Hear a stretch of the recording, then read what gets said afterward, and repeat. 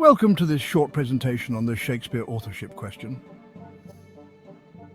It's often claimed that no one questioned William Shakespeare's authorship during his lifetime, but that just isn't true.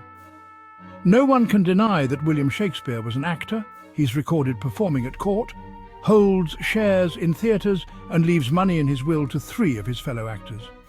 But close examination of the contemporary accounts of the writer never mention him as an actor. They praise the writing.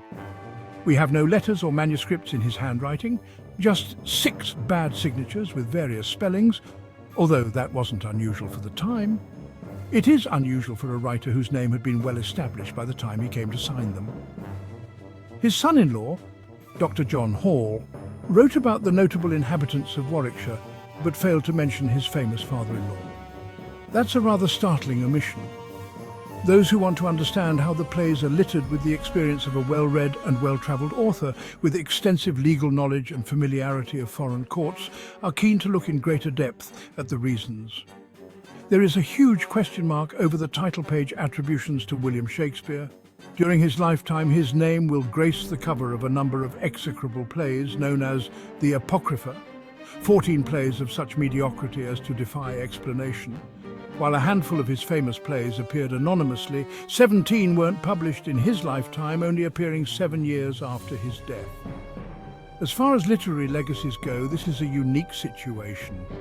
If we posit that William Shakespeare's name came to be on these substandard plays because he had acted as a broker representing the authors, then we must ask ourselves why he didn't take steps to protect his reputation, or indeed the reputations of those fellow authors whose work he was being credited with.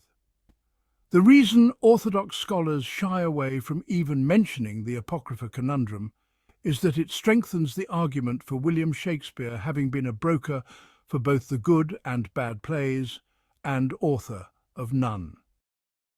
A few contemporary writers wrote glowing praise for honey-tongued Shakespeare, but a larger number wrote derisive and sarcastic satires mocking him for hiding behind idiot actors. Anonymous writing isn't unusual. Religions have been founded on it. Pen names are common, as are pseudonyms, but writing under somebody else's name. Now that's unusual. In a flurry of sarcastic satires published from the mid-1590s on, a coterie of university-educated writers clearly sniped at the author of Venus and Adonis, Love's Labours, Lost and All's Well, that ends well for hiding behind a pen name. His contemporaries Joseph Hall, John Weaver, Thomas Freeman, John Marston, John Davies of Hereford, and the poet John Donne. There's so much labour lost. That's good, that's great, nay, much is seldom well. Then labio, write little or write none. Long as the crafty cuttle lieth sure in the black cloud of his thick vomiture. Who list complain of wronged faith or fame, when he may shift it to another's name? John Donne attacks the hidden author for giving his work to an actor. One gives idiot actors means starving himself to live by his laboured scenes. As in some organ puppets dance above and bellows pant below, which them do move. Tell me, Brown Ruscus, hast thou Gyge's ring, that thou presumest as if thou wert unseen? But it wasn't just these university writers who cast doubt on William Shakespeare's authorship. The author of the sonnets tells us several times that his name will be forgotten, buried, in Sonnet 81. Or I shall live your epitaph to make, or you survive when I in earth am rotten. From hence your memory death cannot take, although in me each part will be forgotten. Your name from hence immortal life shall have, though I, once gone, to all the world must die. The earth can yield me but a common grave, when you entombed in men's eyes shall lie. Your monument shall be my gentle verse, which eyes not yet created shall o'erread, and tongues to be your being shall rehearse when all the breathers of this world are dead. You still shall live, such virtue hath my pen, where breath most breathes, even in the mouths of men. And in Sonnet 72, the author tells us his name must be buried with his body. My name be buried where my body is, and live no more to shame, nor me nor you. That's an odd thing for the author to say, considering his name is on the cover. Surely it's William Shakespeare's name that has immortal life. but Stratfordians insist the sonnets aren't biographical. If the author isn't the person named on the front cover of the sonnets, then who is he? John Marston urged him to unmask in 1599. For shame, unmask, leave for to cloak intent and show thou art vainglorious, impudent. Tut! He is famous for his revelling, far fine set speeches, and for sonneting. He scorns the vile and the scraping stick, and yet's but broker of another's wit. Certainly, if all things were known and viewed, he doth but champ that which another chewed. If his name has been buried where his body lies, then we can also exclude the Earl of Oxford, Christopher Marlowe, and Francis Bacon, all of whom were famous then and remain so today. Their names have not been forgotten. What would you do if you could become invisible? The concept of invisibility and its moral implications have been a subject of fascination for millennia. Plato, in his philosophical works, pondered whether invisibility would lead even a virtuous person to commit acts of injustice, equating them to the morally corrupt. This idea is encapsulated in the tale of Gyge's ring, which grants its wearer the power of invisibility. Plato suggests that with such power, individuals would indulge in selfish acts without fear of repercussion, ultimately blurring the line between the just and the unjust.